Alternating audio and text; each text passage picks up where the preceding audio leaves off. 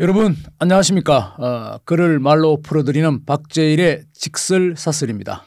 오늘은 선거 시즌이니까 일종의 스페셜 에디션입니다. 귀한 분 한 분 모셨습니다.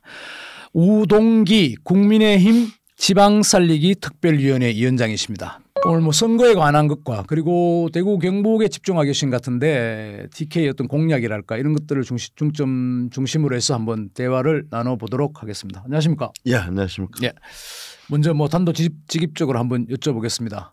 이번 대선 김문수 승리 자신하십니까? 자신합니다. 아 그래요? 근거가 있어요? 근거 있죠. 말씀해 보십시오. 아주 단호하신데. 우리 국민들이 대단히 현명하고 또 미래에 대한 해안도 가지고 있다고 봅니다. 어떤 분을 우리나라의 지도자로 또 이런 급격한 전환기에 어떤 리더십이 필요하고 이 부분에 대해서는 아주 냉철한 판단을 할 거로 생각합니다. 물론 국민의힘이 개헌부터 탄핵 후보 단일화 과정에서 많은 실망을 줬지만은 이제 후보 대 후보의 자질 문제로 선거가 전환이 됐기 때문에 아마 건국 이래로 이런 후보 만나보기 어려웠을 걸요. 저는 없었다고 생각합니다. 구체적으로 장점을 한번 김문수 장점 한번 얘기해 보시죠. 장점이죠.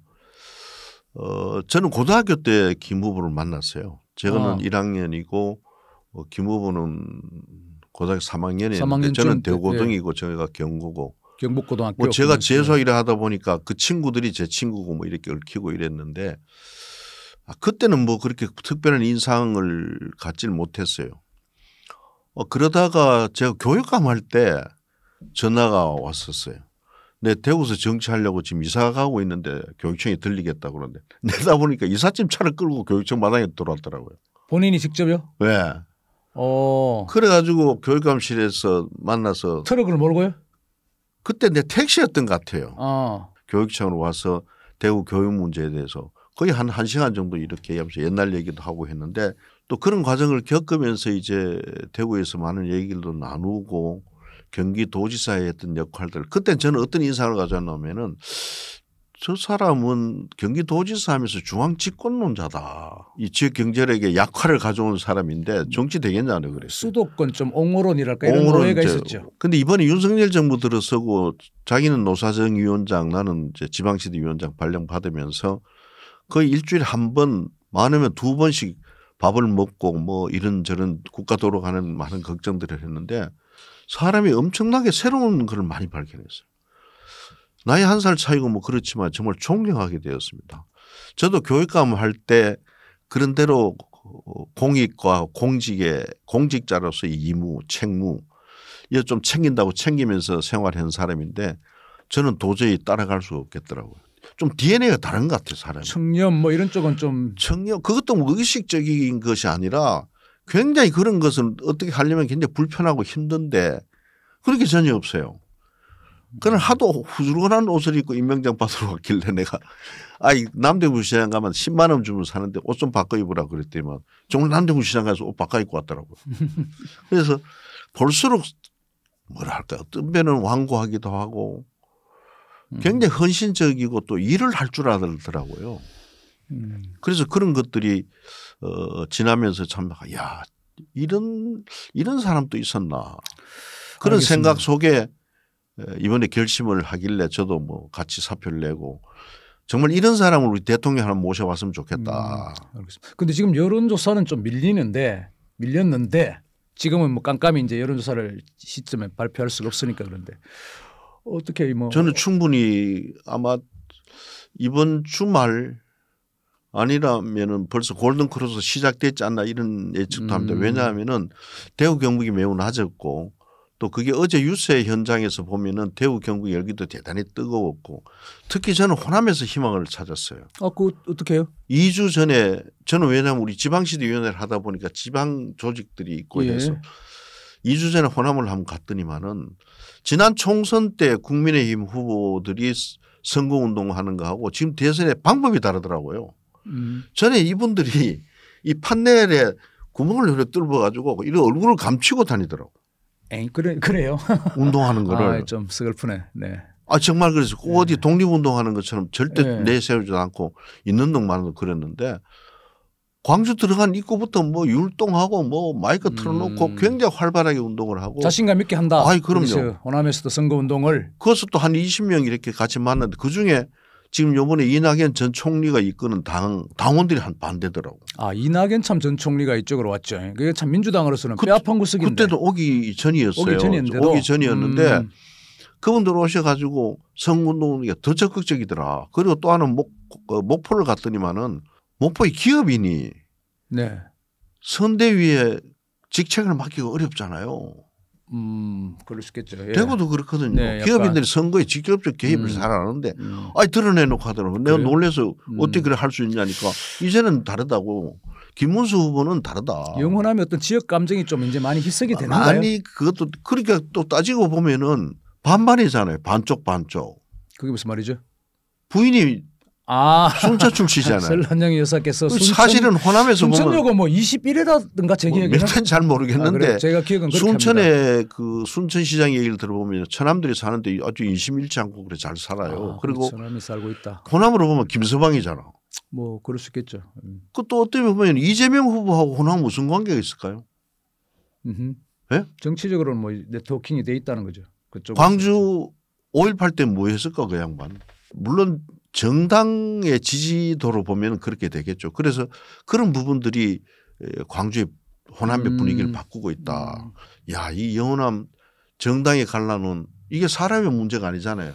시민들의 문제가 아니고 정치 지도자들의 문제였는데 야, 이 정도구나. 이번에 김문수 대통령이 된다면은 영원한 화합 문제에 큰 고비가 결혼도 그렇게 하셨으니까 길이 열리지 않겠나. 그래서 굉장히 큰 희망을 보고 왔습니다. 어쨌든 그러면 뭐 대구 경북도 그렇지만 호남에서 좀 이렇게 김문수 후보의 약진이 보인다. 그게 좀 희망적이다. 뭐 잘하면 골든크로스 전국적으로 나올 수도 있다. 뭐 이런 말씀이신데. 그럼 무엇보다 중요한 거는 지금 후보자 자질 문제가 큰 이슈가 되고 있기 때문에 1대1 개인기에서는 김문수가 뭐 앞선다, 압도적이다, 자신 있다 이런. 그저 생각 안 하세요 그럼?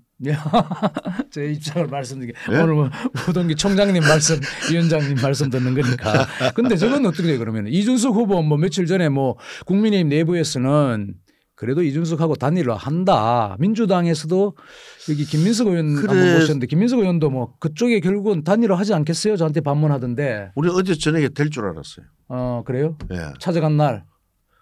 그런 기대를 했었는데 결국은 불발이 됐는데 저는 지금 또 희망을 걸고 있습니다. 이건 당연히 돼야 되는 것이고 이건 해야 되는 선택의 문제가 아니다. 두 정치 지도자들의 입장도 그렇다 이게. 이미 뭐 사전투표도 다 저거 되고 사전투표도 뭐 사전투표 본투표도 뭐 남아 있잖아요. 그래서 그걸 본다면은 정말 정치적으로 성장할 수 있는 이준석 후보나 지금의 김문수 후보나 이 당위성만 있는 것이 자기들 두 사람의 선택의 문제가 아니라고 생각을 해요. 그러니까 선거 구도가 이게 이제 예전처럼 뭐 이렇게 단일화돼야 뭐 한쪽 후보가 한 사람으로 나와야 이게 그래도 보수 우파든 뭐 진보 좌파든 이게 승부를 볼 수 있을 텐데. 더군다나 김문수 후보가 정치 공약을 한 걸 보면은 임기 단축해서 3년 개헌한다 그랬죠. 네. 또 정치 개혁하겠다 그랬죠. 대통령의 불소추 특권 폐지하겠다 그랬죠. 자기부터. 국회의원들이 면책 특권 제한했죠. 국회의원 정수 10명 줄인다 그랬죠. 당정 분리하겠다 그랬죠. 이준석 후보로 봐서는 단일화 할 수 있는 최대의 파트너가 김문수 후보다. 또 김문수 후보가 대통령이 되면은 대통령이 당선이 돼버리면은 개혁도 안 되고 임기 동안 아무런 정치적 개혁이 있을 수 없지만은 대통령이 잘 뽑히면은 정치 개혁이나 당도 바꿀 수 있잖아요. 당도 개혁할 수 있고 심지어 뭐 새로운 당도 만들 수 있을 텐데 그런 거로 본다면은 다음 세대의 지도자인 이준석 후보로 봐서는 단일화 안 할 이유가 없을 것 같은데. 상대당 하면 전력 그러니까 더불어민주당 이재명 후보 전력이랄까 어떻게 좀 보세요. 저는 언급하기 싫은데요. 그래요? 예. 전력이 뭐 있습니까? 그러면 뭐 어떤 약점이랄까? 약점은 하도 많아서 제가 뭐 일일이 언급하기도 그렇고 정말 그분이 스스로 대통령 후보로 어떻게 그렇게 결심하셨을까? 지금 뭐 어쨌든 이 그 이낙연 전 총리를 영입하면서 보니까 뭐 괴물 정권 탄생을 반대한다 이런 취지로 얘기를 하시던데 김문수 후보도 그걸 좀 인용해서 뭐 독재 정권의 미래 이게 올 수도 있다. 뭐 이렇게 이제 뭐 그건 제가 구체적으로 말씀 안 드려도 우리 국민들이 다 잘 알고 계실 거고. 네. 예. 어떤 지도자를 뽑아야 우리 후손들에게 정말 부끄럽지 않은 나라를 물려줄 수 있겠느냐. 저는 뭐 교육감을 했기 때문에 우리 자라는 아이들에게 어떤 나라 어떤 대한민국에서 우리 아이들이 자랄 수 있을까. 오늘 그 네거티브 이런 말씀 좀 안 하시네. 이재명 후보에 대해서. 할 이유도 없을 것 같아요. 다 알고 계시잖아요. 오케이 좋습니다. 네. 지금 네거티브가 아니라 네. 있는 그대로가 그만큼 드러나는 사람이 어디 있어요. 네거티브라는 건 사실은 좀 사실도 왜곡하면서 만들기도 하고 조작도 하고 그러면은 하는데 정책적인 측면에서 김문수 후보 쪽에서는 이재명 후보의 뭐 약점이랄까 이런 걸 어떤 측면을 좀 파고들어요? 뭐 공약이 다들 너무 좋긴 하긴 하던데. 다른 공약은 모르겠지만은 저는 사실 뭐 지방시대 위원장을 했기 때문에 우리 지방의 소멸 문제, 균형 발전의 문제가 제일 큰 관심이고 그런 네. 쪽에서 공약들을 봤는데 상당히 현실성이 없어요. 이번에 그 공약으로 보면은 그런 획기적인 공약을 그래도 이재명 찾을 수 후보는 없다. 뭐 서울대학교 10개 정도 만들기 뭐 이런 것도 있던데. 서울대학 10개 만드는 거는 그럼 대학이라는 것이 국립대학만 존재합니까? 참 사립대 총장하셨으니까. 우리나라 교육의 80%를 사립이 맡고 있는데. 아하, 예. 그건 현실성 없는 얘기고요. 예. 그래서 우리는 그런 부분에 대해서 지역에 있는 지금 대학이 두 가지인데 하나는 좀 엄격한 구조조정에 의해서 대학이 새로운 경쟁력을 가질 수 있어야 되는데 그 현실은 무시하고 외형적인 팽창 정책만 가능하겠나. 네. 그래서 우리는 사립대학 우선 구조조정 법을 만들어서 우선 퇴로를 열어줘야 되고 또 사립대학의 구조조정이 필요하도록 퇴로를 열어줘야 사학 범인의 뭐 재산 매각 이런 걸 말씀하시는 예, 그런 그게 예전에도 특별법을 가지고 있었잖아요. 그게 우선 정리가 좀 되고 네. 그러고 나서 지금 글로컬 대학 2.0으로 해서 지속적으로 지원을 해주고 또 국립대학도 이 경쟁력을 갖도록 해서 우리 공약은 세계 200위권 대학 10개를 지방에 만들겠다. 세계 200위권 대학 들어가는 대학을 지방에 10개를 10개 정도 만들겠다. 지금 모든 부모들이 의대 보내려고 야단이에요 지금. 물론 이공학 분야가 더 대구 수성구가 좀 심하죠. 그럼요. 그래서 대학들이 그 지역의 고등학생들을 의대, 치대, 한의대, 약대, 간호대학은 40% 이상을 뽑도록 되어 있습니다. 네. 부산대학 같은 데 88%씩 뽑아요. 부산의 고등학생을. 그래서 우리가 지난번 지방살리기위원회에서 지난번에 의대 정원이 장님 원대 지금 원상 회복이 다시 돌아왔습니다마는 네. 83%를 지방의대에다가 정원을 배정해 줬거든요. 늘어난 정원 2,000명을. 네. 그래서 지방에 필수 의료인력을 확보하기로 했고 올해부터는 지역인재 특별전형이 초등학교부터 비수도권에 다녀야 돼요. 그래서 우리가 60%까지 끌어올려 놨는데 이걸 한 80%까지 끌어올리겠다. 그러면은 수도권보다가 지방이 좋은 대학 가기 더 좋은 여건을 갖출 수가 있다. 지금 강원도 춘천 같은 데는 방이 없습니다. 그런 부분들하고 또 지방대학에 유학생을 유치를 해놓으면은 6개월 안 되고 수도권으로 다 가버려요. 아르바이트 하려고. 예. 그래서 이번에 이런 공약을 만들었습니다. 유학생들이 오면은 부모를 취업비자를 주겠다. 외국인 유학생이 오면 비수도권에만 비수도권에만 취업비자를 주겠다. 그럼 취업비자를 주면은 아버지나 어머니 중에 한 분은 학비를 벌고 한 분은 자기들의 재산 축적이 될 수 있고 또 지방에서는 필요한 노동력을 확보할 수 있고 그래서 그중에 우수한 인재가 있다면 영주권도 줄 수 있고 이렇게 해서 지방의 유학생 제도를 확실하게 좀 전환할 수 있는 그런 근거도 마련을 했죠. 그 정도라고요. 이게 그러면 또 이거 연계돼서 한번 지금 각 후보들 김문수 후보도 그렇고 이재명 후보도 그렇고 세종시에 뭐 대통령 집무실을 보내겠다. 국회를 완전 이전하겠다. 뭐 결은 조금 다르지만은 이런 얘기가 나오고 제 생각에는 근데 제2 수도가 만약 세종시가 된다면 이건 좀 한번 들어보시오.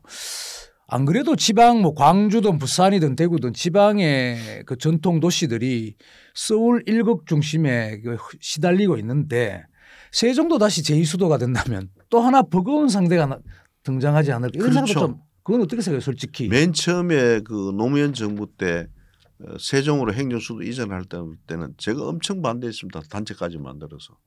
세종이 앞으로 부레골이 될 것이다. 예. 굉장히 반대했는데 벌써 그것은 현실화돼 버렸습니다. 네. 그리고 국회의사당하고 대통령 집무실 이전해서 행정수도 부분의 완성이라는 것은 김문수 후보도 공약을 했어요. 네. 했는데 이건 벌써 이미 정부의 정책으로 자리 잡고 있는 거예요. 네, 이미 그렇죠. 국회의사당 부지도 지금 국회의사당 설계 들어갔고 네. 대통령 집무실도 설계비가 네. 반영돼 있고 그런 것은 국가 정책이 다시 되돌릴 수는 없는 부분들이다. 그래서 그런 부분들은 지역 내에 그런 갈등의 요소가 있지만 이미 그 부분은 다시 되돌릴 수는 없는 부분이다. 그래서 이번에 내놓은 것이 비행기가 이륙한 상태네 그건요. 그래서 내놓은 것이 공공기관 2차 이전이 한 600여 개 대상이 되는데 네. 그게 문재인 정부 때 희망 고문으로 끝났고 네, 못했죠. 예, 지금 윤석열 정부도 계획 수립하다가 끝이 나버렸어요. 용역을 하는 중이라고 제가 듣고 있는데. 그래서 그거 이전을 이번에 김문수 후보는 1년 안에 확정을 하겠다고 아주 시한을 못을 박았습니다. 그리고 또 하나는 중요한 것이 헌법기관 5개를 지방으로 이전하겠다. 이게 대구 같은 데는 옛날부터 대법원이 와야 된다는 얘기도 있고 뭐 그런 얘기가 있었습니다. 이게 헌법기관 이전 공약은 굉장히 이번 다른 후보는 하지 않았습니다. 그리고 또 하나는 우리 지방시대위원회 추진하다가 지금 아마 이 정부 때는 다 못하지 싶은데 문화부 가지고는 국립예술단들 예. 국립교향악단, 국립오페라단, 국립무용단 이거 지방 이전 작업을 문화부가 시작을 하고 이걸 빨리